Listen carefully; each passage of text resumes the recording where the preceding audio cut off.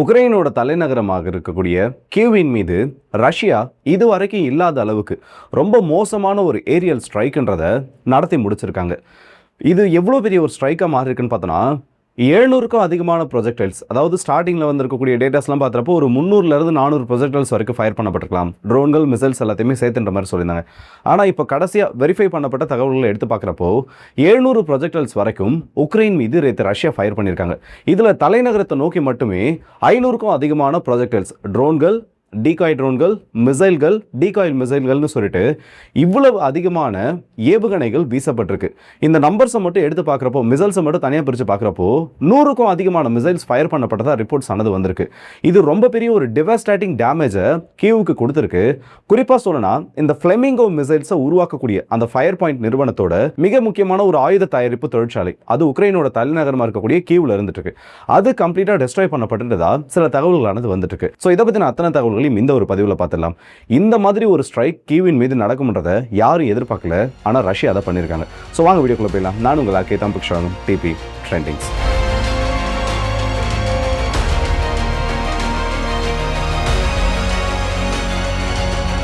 இந்த வீடியோ வந்து 2 செக்மெண்ட்டாக பிரிக்கலான்னு இருக்கேன். ஏன்னா முதல்ல வந்து நடந்திருக்கக்கூடிய செய்திகள், அதுக்கு பின்னாடி இருக்கக்கூடிய முக்கியமான சில தரவுகளை பார்த்துட்டு அதுக்கப்புறம் யூரோப்பை சார்ந்த சில நபர்கள் இதுக்கு வந்து முக்கியமான சில ரியாக்ஷன்ஸை கொடுத்துருக்காங்க. இது வந்து ரஷ்யா வந்து ரொம்ப பெருசாக பண்ணிட்டாங்க. ஸோ அதெல்லாம் கடைசியாக பார்ப்போம். முதல்ல என்ன நடந்துச்சுன்றதை பார்த்துருவோம். நேற்று ஆக்சுவலாக இந்த செய்தி வந்து நீங்கள் நேற்று நைட்டு பார்த்துருக்க வேண்டியது. ஆனால் முக்கியமான சில டேட்டாஸ் ரஷ்யா வந்து எந்தெந்த இடங்களில் சரியாக அடிச்சாங்கன்றது தெரியல. ஏன்னா மினிஸ்ட்ரி ஆஃப் டிஃபென்ஸ் கிட்ட இருந்து ஒரு ப்ராப்பரான அனௌன்ஸ்மெண்ட்ன்றது வராமல் என்ன இடத்த அவங்க டார்கெட் பண்ணாங்கன்ற அந்த டீட்டெயில்ஸ் கிடைக்காதனால இன்னைக்கு காலையில் நீங்கள் பார்ப்பீங்க. கம்ப்ளீட்டான தரவுகளோட பார்த்துடலாம். ரஷ்யா உக்ரைனோட தலைநகரமாக இருக்கக்கூடிய கீவின் மீது பெரிய ஒரு ஏரியல் அசால்ட்ன்றதை பண்ணுறாங்க. நள்ளிரவு நேரத்தில் தொடங்கிய இந்த தாக்குதல் அதிகாலையில் ஒரு 4:30 மணி வரைக்கும், அவங்களோட டைமின் படி பார்த்தோன்னா ஒரு 4:30 மணி வரைக்கும் நீடிக்குது. எப்பவுமே உக்ரைனுக்குள்ள ஒரு ஏர் ரைட் அலாம்ன்றது கொடுக்கப்பட்டதுன்னா மேக்ஸிமம் அது நீடிக்கக்கூடிய நேரம்ன்றது வெறும் ஒரு மணி நேரம் இல்லை 1.5 மணி நேரம், இவ்வளோதான். அதுவும் அதிகமான ட்ரோன்கள், ஸ்வாம் ட்ரோன் கூட்டமானது உள்ள வரப்போ தான் இந்த மாதிரி ஒரு ஏர் ரைட் அலாம்ன்றது கொடுக்கப்படும், எமர்ஜென்சின்றது அறிவிக்கப்படும். ஆனால் நேற்று ரஷ்யா நடத்தின இந்த ஒரு தாக்குதலில் 5 மணி நேரத்துக்கும் அதிகமாக இந்த அலாரம்ன்றது கொடுக்கப்பட்டது மட்டும் இல்லாமல் பாதுகாப்பான பகுதிகளில் இருக்கக்கூடிய மக்கள் யாரும் வெளியில் வர வேண்டாம்னு சொல்லி ஒரு அறிவிப்பு கொடுக்குறாங்க. அப்படி ரஷ்யா அப்படி என்ன தான் அடிச்சிட்டாங்கன்னு பார்த்தோன்னா ஓவராலாக 90 இடங்கள்ன்றதை டார்கெட் பண்ணியிருக்காங்க. கீவ்னு சொல்லக்கூடியது ஒரு சின்ன ஒரு பகுதி. அந்த பகுதியில் 90 இடத்தை டார்கெட் பண்ணியிருக்காங்க. 130க்கும் அதிகமான ஏவுகணைகள் இதில் வீசப்பட்டதாக சொல்லியிருக்காங்க. நிறைய ஃபுட்டேஜஸ் பார்க்குறப்போ, அதாவது தனித்தனியாக அங்கேருந்து வரக்கூடிய பப்ளிக், அங்கே இருக்கக்கூடிய பொதுமக்கள் எடுத்துக்கூடிய அந்த வீடியோஸை பார்க்குறப்போ 60 மிசைல்ஸ் தனித்தனியாக இம்பாக்ட் ஏற்படுத்துறது. இங்கே ஒரு ஃபுட்டேஜ், அங்கே ஒரு ஃபுட்டேஜ்னு சொல்லி அந்த விஷுவல்ஸ்லேயே 60 மிசைல் ஆனது கன்ஃபார்ம் ஆயிருக்கு. ஸோ எப்படி பார்த்தாலும் 3 இலக்கங்களில் ரஷ்யா நேற்று உக்ரைனோட தலைநகரமாக இருக்கக்கூடிய கீவின் மீது ஏவுகணைகளை வீசியிருப்பாங்க. அதில் எந்த சந்தேகமும் வேண்டாம். ஏன்னா இன்னும் மிசைல்ஸோட கவுண்டர் ரஷ்யா கொடுக்கல. மற்ற நாடுகள், இந்த உக்ரைனுக்கு சப்போர்ட்டா இருக்கக்கூடிய ஊடகங்கள், அந்த நாடுகளோட டேட்டா இது எல்லாத்தையும் எடுத்து பார்க்குறப்போ 120ன்னு சொல்லக்கூடிய அந்த ஒரு கடைசி கவுண்ட்ல வந்து இவங்க நின்று இருக்காங்க. ட்ரோன்ஸை பொறுத்த வரைக்கும் 300க்கும் அதிகமான ப்ரொஜெக்டைல்ஸ் ஃபயர் பண்ணப்பட்டிருக்கு. இந்த டீகாய்ஸோட சேர்க்கிறப்போ 400ன்னு சொல்லக்கூடிய அந்த ஒரு எண்ணிக்கையை தாண்டுது. இவ்வளோ பெரிய ஒரு ஏரியல் அசால்ட் உக்ரைன் மீது நடத்தப்படும்ன்றதை யாரும் கெஸ் பண்ணல. காரணம் என்னன்னா ரஷ்யா உள்ள அனுப்புறப்பலாம் அதிகமாக ட்ரோன்களை தான் அனுப்பிட்டு இருப்பாங்க. உண்மையான மிசைல்ஸை உள்ள இந்த அளவுக்கு வச்சு அனுப்ப போறாங்கன்றதை யாரும் கெஸ் பண்ணல. ஆனால் ரஷ்யா அதை பண்ணிட்டாங்க. என்னென்ன டைப்ஸ் ஆஃப் மிசைல்ஸை பயன்படுத்திருக்காங்க? இஸ்கேந்தர் பயன்படுத்தப்பட்டிருக்கு, KH-59 இல்லை KH-69 சொல்லக்கூடிய அந்த ஏவுகணை பயன்படுத்தப்பட்டிருக்கு, கலிபர் க்ரூஸ் மிசைல் பயன்படுத்தப்பட்டிருக்கு. அதே மாதிரி பார்த்தோன்னா ரஷ்யாவோட ஜிர்கோன் ஹைப்பர்சானிக் மிசைல் பயன்படுத்தப்பட்டிருக்கு. இன்னொரு முக்கியமான வெப்பன் KH-101 சொல்லுவாங்க, லாங் ரேஞ்ச் ஸ்ட்ரைக் வெப்பன், அதுவும் பயன்படுத்தப்பட்டிருக்கு. ரொம்ப நாட்கள் கழிச்சு Tu-160 பாம்பர்ஸும் இந்த ஒரு ஸ்ட்ரைக்கில் பயன்படுத்தப்பட்டதா ரஷ்யா சார்பில் இருந்து ஒரு அறிவிப்பானது கொடுக்கப்பட்டிருக்கு. இவ்வளோ பெரிய ஒரு மிசைல் ஸ்ட்ரைக்கை நடத்துறதுக்கான காரணம் என்ன? ரீசன்ட் டேஸில் பார்த்தோன்னா உக்ரைன் வந்து ரஷ்யாக்குள்ளே ரொம்ப டீப்பாக அடிக்க ஆரம்பிச்சிட்டாங்க. அப்போவே தெரியும் ஒரு ஆக்ஷனை உக்ரைன் பண்ணிட்டாங்கன்னா அதுக்கு ரெஸ்பான்ஸ்ன்றது இல்லை ரியாக்ஷன்றது ரஷ்யா கிட்ட இருந்து ஹெவியாக இருக்க போதுன்னு. அது எல்லாத்துக்கும் சேர்த்து வச்சு தான் இந்த ஒரு தாக்குதலை நடத்துனதா சொல்லியிருக்காங்க. சரி, ஓகேப்பா, ஸ்ட்ரைக் நடந்து முடிஞ்சிருச்சு. இதில் கேஷுவல் டிஸ்கவுண்ட் எடுத்து பார்த்தோன்னா இப்போ வரைக்கும் வந்து 21 நபர்கள் இறந்துட்டு தான், 22னாங்க 23னாங்க, ஆனால் அஃபிஷியலாக கன்ஃபார்ம் பண்ணது பார்த்தோன்னா 21 நபர்கள் இறந்துருக்காங்க. சிவிலியன் கேஷுவாலிட்டிஸ் தான். இதில் சில பெண்களும் சில குழந்தைகளும் அடக்கம். உக்ரைனில் ஒரே நாளில் தலைநகரத்தில் ஏற்பட்ட பாதிப்புகள் இது ரொம்ப முக்கியமான ஒன்றா மாறி இருக்கு. இவ்வளோ பெரிய ஒரு ஸ்ட்ரைக் அவங்க யாரும் எதிர்பார்க்கல. அதுதான் இந்த அளவுக்கு கேஷுவல் டிஸ்கவுண்ட் அதிகப்படுத்துறதுக்கான, இவ்வளோ பெரிய ஒரு ஸ்ட்ரைக் அவங்க யாருமே எதிர்பார்க்கல. எதிர்பார்த்துக்க மாட்டாங்க. தொடர்ந்து வந்து ஏர் ரைட் எல்லாம்ன்றது இந்த அளவுக்கு கொடுக்குறப்போ அந்த டெப்ரிஸ்னால பாதிக்கப்பட்டவங்களோட எண்ணிக்கையுமே இதில் அதிகமாக இருக்குது. என்னென்ன லிஸ்ட்டு என்னென்ன இடங்களை அடிச்சிருக்காங்க, ஏன்னா இவ்வளோ கேஷுவல் டிஸ்கவுண்ட் வந்திருக்குன்னா அந்த அளவுக்கு டார்கெட்ன்றதை டார்கெட் பண்ணியிருக்கணும். என்னென்ன இடத்த அடிச்சிருக்காங்கன்னு ஒரு டீட்டெயில்ஸ் எடுத்து பார்க்குறப்போ லீமா எலக்ட்ரானிக் வார்ஃபேர் சிஸ்டத்தோட கம்ப்ளீட்டான ஒரு ஸ்டோரேஜ் சைட், மிகப்பெரிய ஒரு குடவுனானது அழிக்கப்பட்டதாக சொல்லியிருக்காங்க. இது தலைநகரம் கீவ்ல இருந்திருக்கு.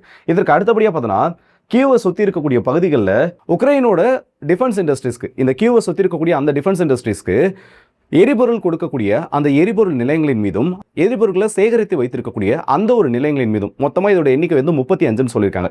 இந்த 35 ஸ்டேஷன்ஸ் மீதும் தாக்குதல் நடத்தப்பட்டிருக்கு. எலக்ட்ரிக் ஸ்டேஷன்ஸை பொறுத்த வரைக்கும், மின் நிலையங்களை பொறுத்த வரைக்கும் 15க்கும் அதிகமான இடங்களில் தாக்குதல் நடத்தப்பட்டிருக்கு.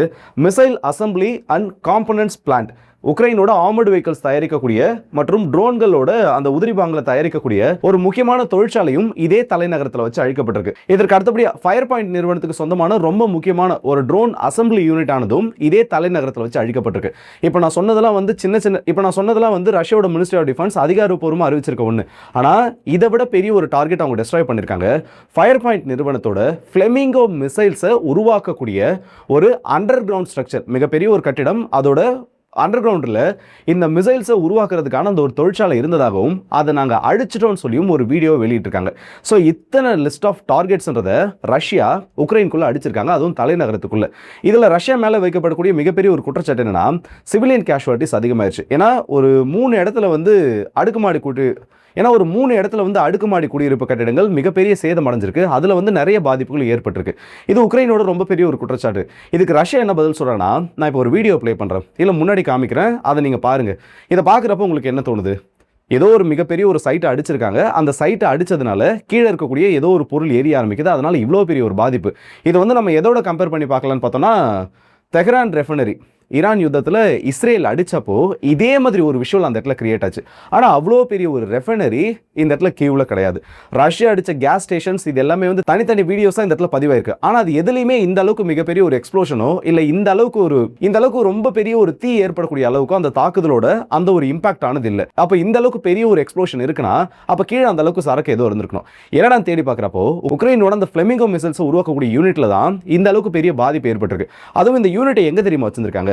சுற்றி இருக்கக்கூடியது அத்தனையுமே சிவிலியன் பில்டிங்ஸ், அதுவும் நார்மலான பில்டிங்ஸ் கிடையாது. 11 மாடி 12 மாடி அந்த டிஃபென்ஸ் ஸ்ட்ரக்சரை சுற்றி இவ்வளோ பெரிய ஒரு சிவிலியன் ஸ்ட்ரக்சர் ஆனது இருக்குது. இது வந்து கட்டணங்களை குறை சொல்ல முடியாது. ஏன்னா இதுக்கு முன்னாடி வந்து வேற ஏதோ பயன்பாட்டுக்காக இருந்தது. இந்த உக்ரைன் யுத்தம் தொடங்கினதுக்கு அப்புறமா இதை ஒரு கவராக மாற்றி கீழே ஆயுதங்களை தயாரிக்க ஆரம்பிச்சிருக்காங்க.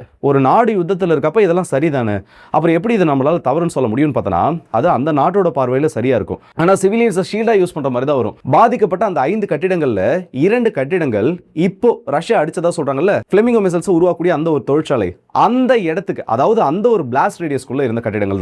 அண்ட் இது மட்டும் இல்லாமல் ஒரு ரஷ்யாவோட க்ரூஸ் மிசைலும் 2 ட்ரோன்களும் அந்த மீதம் இருக்கக்கூடிய அந்த 3 கட்டிடங்களையும் அதோட இம்பாக்டை ஏற்படுத்திருக்கு.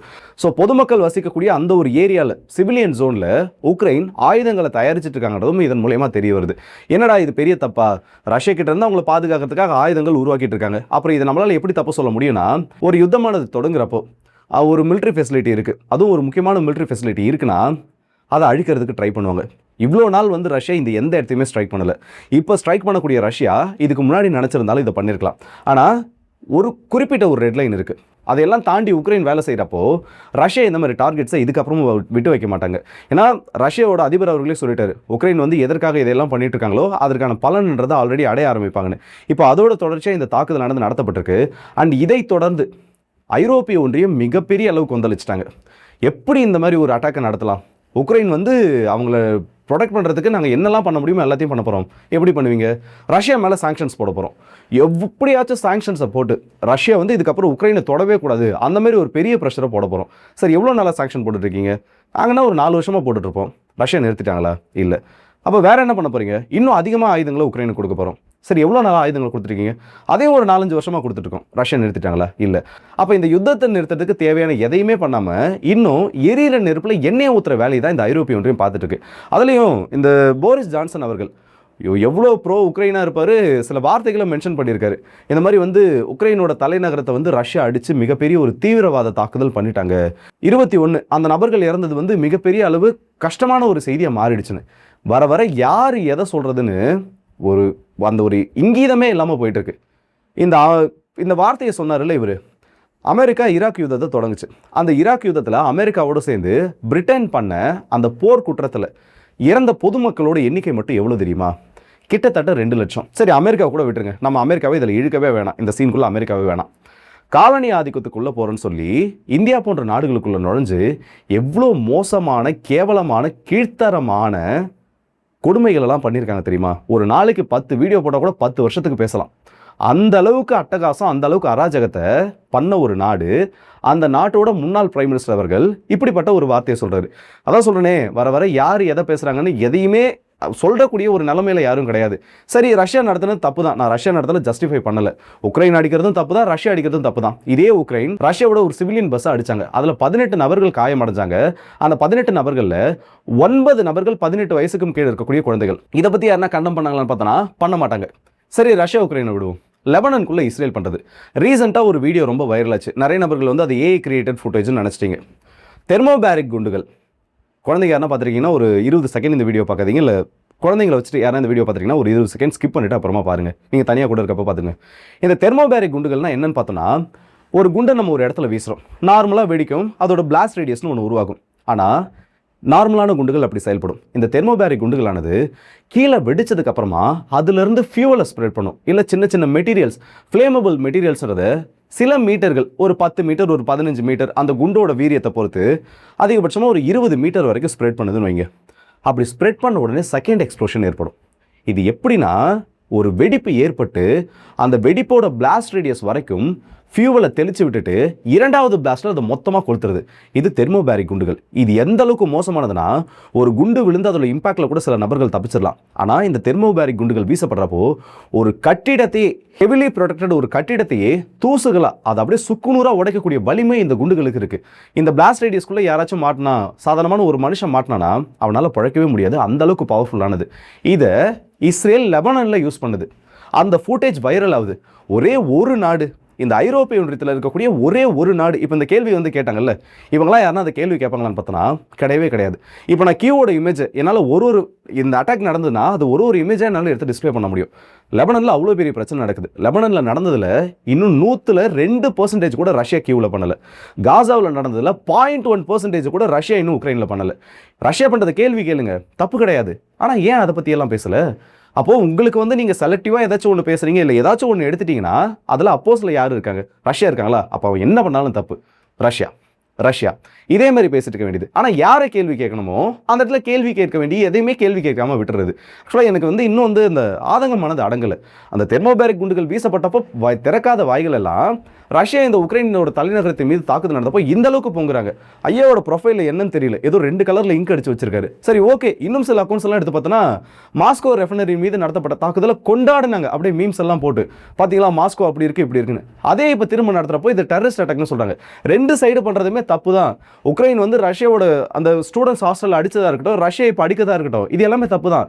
யுத்தத்தை நிறுத்தத்துக்கு என்ன வழின்னு பார்க்காம இவங்க வெப்பன்ஸை கொடுப்பாங்களா, எல்லாத்தையும் உள்ள அனுப்புவாங்களா, இதை வச்சு வந்து உக்ரைன் சண்டை போட்டே இருக்கணுமா? 40 நாள் டைம்லைன்ன்றதை ஜெலன்ஸ்கி அவர்கள் கொடுத்தாரு, உக்ரைனோட யுத்தத்தை ரஷ்யாவை ஃபீல் பண்ண வைப்பது. இவங்க நினைச்சிருந்தாங்கன்னா அதுக்கு முன்னாடி இந்த யுத்தத்தை நிறுத்திருக்க முடியும், இல்லை அதுக்கான ப்ரெஷர்ன்றதை போட்டிருக்க முடியும். எதையுமே பண்ணாமல் ஓப்பனாக ஃப்ராங்காக ஒரு கேள்விக்கு பதில் சொல்லுங்கள். உக்ரைனால ரஷ்யா கிட்ட இருந்து அந்த இடங்களை மீட்க முடியும்னு நினைக்கிறீங்களா? இந்த கேள்விக்கு ஆமான்றது உங்களோட பதிலாக இருந்துச்சுன்னா இந்த யுத்தம் இன்னும் 15 இல்லை 100 வருஷம் ஆனாலும் முடியாது. இல்லை உக்ரைன் வந்து பின்வாங்கினா தான் இந்த யுத்தத்தோட முடிவு வரும்னு நினைச்சீங்கன்னா இந்த யுத்தம் முடியறதுக்கான அந்த வாய்ப்பு வந்துருச்சு. இது நமக்கே இந்த அளவுக்கு தெரியறப்ப அவங்களுக்கும் தெரியும். ஒரு கட்டத்துக்கு மேலே ரஷ்யாவை எதிர்த்து இல்லை இந்த ரஷ்யா உக்ரைன் யுத்தத்தில் 2 சைடுமே அந்த வெற்றின்றதை கிளைம் பண்ண முடியாது. யார்கிட்ட நிலம் இருக்கோ அவங்க தான் வெற்றியாளராக கருதப்படுவாங்க. இது அவங்களுக்கும் தெளிவாக தெரியும். அப்படி இருந்தும் இந்த ஐரோப்பிய ஒன்றியத்தில் இருக்கக்கூடிய நாடுகள் அவங்களோட ஈகோவுக்காக இந்த ஒரு யுத்தத்தை நடத்திட்டு இருக்காங்க. இப்போ கீவின் மீது நடத்தப்பட்ட தாக்குதல் அத்தனை நாடுகளையும் மலர வச்சிருக்கு. காரணம் என்னன்னா, ஷார்டஸ்ட் டைம் பீரியட்ல ஹெவி பாம்பிங் நடந்திருக்கு. நாளைக்கு இந்த நிலைமை தனக்கும் வரலான்றது அவங்களோட பயமாக இருந்துட்டு இருக்கு.